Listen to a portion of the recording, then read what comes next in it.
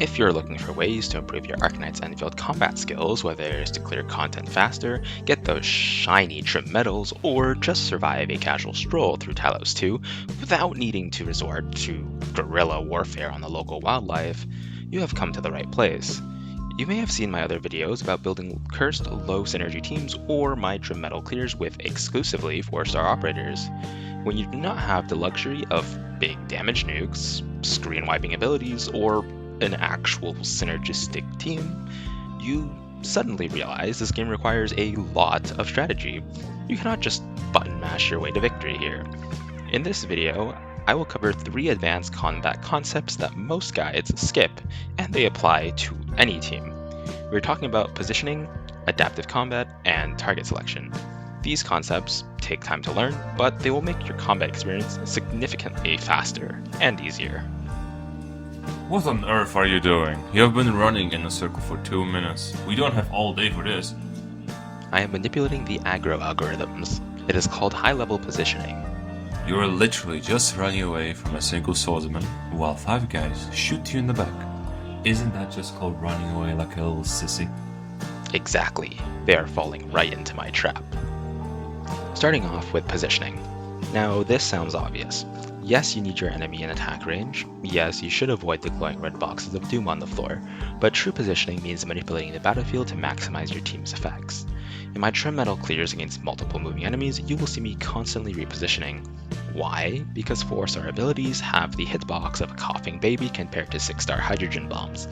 The premium fix for this is Angelina.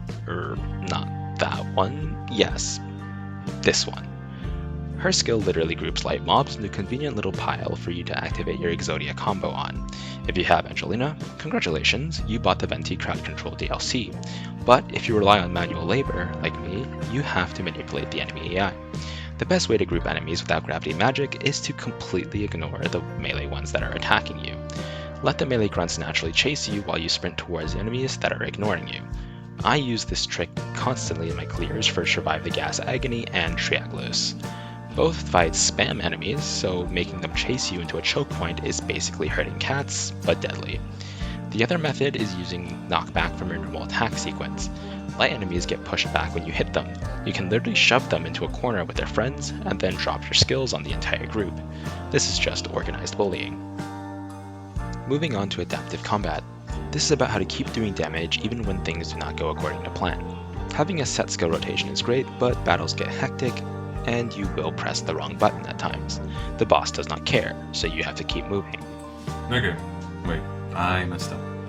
I clicked the Stella skill instead of Fluorite. Until just applied Cryo, and the rotation as good as dead. I'm just going to hit restart and try again.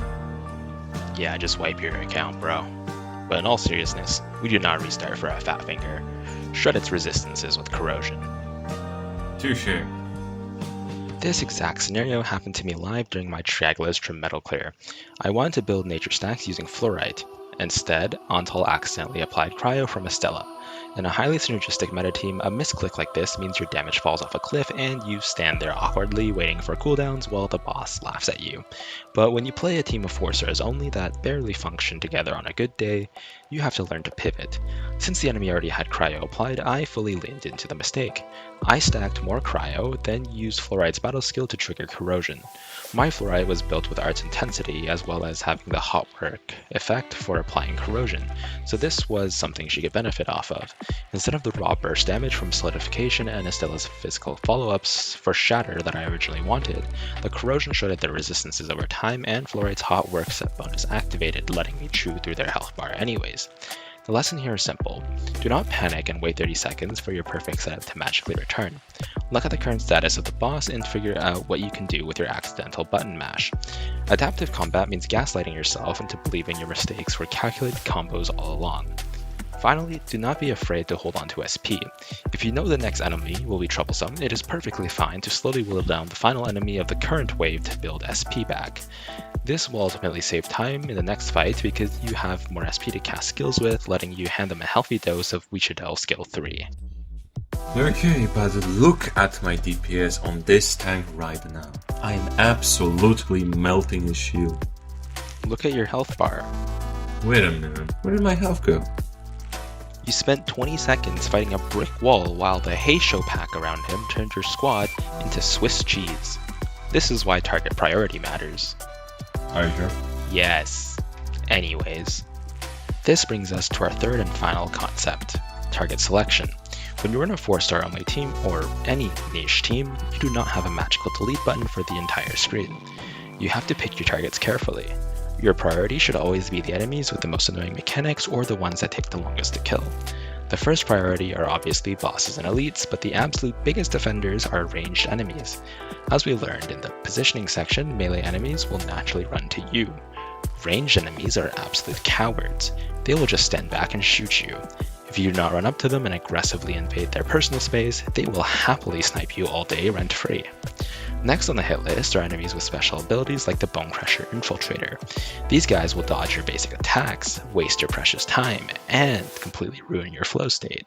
Ultimately, they will still try to stab you at melee range after the little dance-off. Another massive offender are the Prism Alloy and Wu Ling that massively increase other alloy resistances. Basically, take out the buffing nerds first. Finally, we have shielding enemies such as the Bone Crusher Vanguard.